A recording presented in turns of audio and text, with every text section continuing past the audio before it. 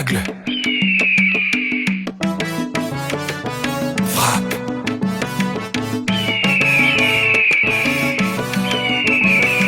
Tout le monde les bras en l'air.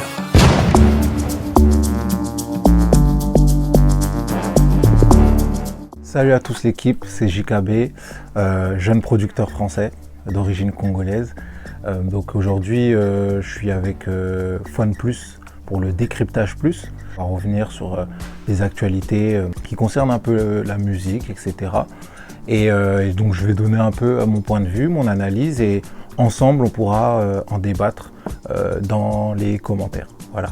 Et donc aujourd'hui, on est là, le sujet principal, c'est le disque d'or de Fally Ipupa, enfin, pour son album Tokos, qui est sorti en 2017. C'est vrai que ça a pris du temps, mais ce qu'il faut retenir de positif, c'est qu'il est enfin disque d'or et c'est pas rien. Voilà, c'est un trophée et c'est mérité au final. Et c'est une bonne chose pour l'ensemble de sa carrière, pour tout ce qu'il a pu faire, que ce soit au niveau international, même au niveau du Congo et de la rumba en général. Donc ça a été délivré par la SNEP, qui est une organisation ici en France. C'est une organisation créée depuis quand même bien longtemps, 1922 si je ne me trompe pas. Et donc eux, c'est vraiment une organisation, si les choses ne sont pas en règle, ils ne délivrent pas de certification. Faut être au courant de ça. On a beaucoup d'artistes ici en France qui ont réclamé par exemple leur disque de diamant ou de platine parce qu'ils estimaient avoir fait les ventes nécessaires. Et la SNEP a vu des irrégularités dans les comptes et tout. Donc ils ne l'auront pas accordé, l'auront tout simplement pas accordé de certification. Donc ça c'est un point important à savoir. Donc le disque d'or de Fally Ipupa est certifié disque d'or par la SNEP, pas par Fally Ipupa, pas par F-Victim, pas par les Warriors, par la SNEP. Et c'est très important à tenir au courant et il faut arrêter toute polémique. Ça a pris du temps. Bon, certainement, il peut y avoir plusieurs raisons dont seule l'équipe de Fally Ipupa et la SNEP sont au courant. Ça peut être ça peut être aussi un niveau de la promotion. Vous savez qu'à un moment donné, quand vous arrêtez de promouvoir un projet ou autre, bah forcément l'activité autour de ce projet est en baisse. Donc il peut y avoir tout ça. Et donc il y a différentes raisons, mais je pense très clairement que ce qu'il faut retenir, c'est qu'il l'a eu au final. Et c'est une bonne chose pour les artistes africains en francophone. Et une bonne chose aussi pour les artistes africains d'origine congolaise, donc très important. On va revenir aussi sur nos anciens. J'ai vu pas mal de gens qui se disaient mais alors du coup nos anciens, que ce soit la légende Koffi Olomide, la légende Werason, JB Mpiana, etc. Est-ce que leur certification, leur fameux disque d'or, je pense que nous tous, de ma génération, on a vu les vidéos. On a vu des vidéos sur YouTube où voilà, quand ces légendes venaient faire des doubles Bercy, etc. en France, ou l'Olympia, etc. et qu'on leur ramenait sur scène une certification. Bon, pour ça, personnellement, je suis pas de cette époque, donc je peux pas vous dire si c'était réel ou pas réel. J'ai pas vraiment d'avis dessus. Après, au final, est-ce qu'on s'en fout pas un peu, vraiment, de vous à moi? Pourquoi?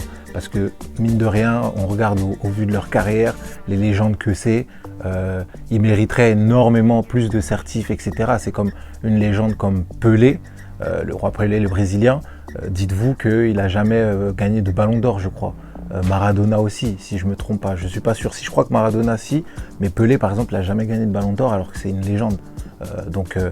Voilà, c'est comme ça. La vie, parfois, mais ça n'enlève rien à nos légendes, à la carrière incroyable qu'ils ont eue, à l'impact incroyable qu'ils ont eu sur l'Afrique et sur la francophonie en général. On reconnaît le Congo excellent en musique, en partie grâce à eux. Donc arrêtons les polémiques inutiles.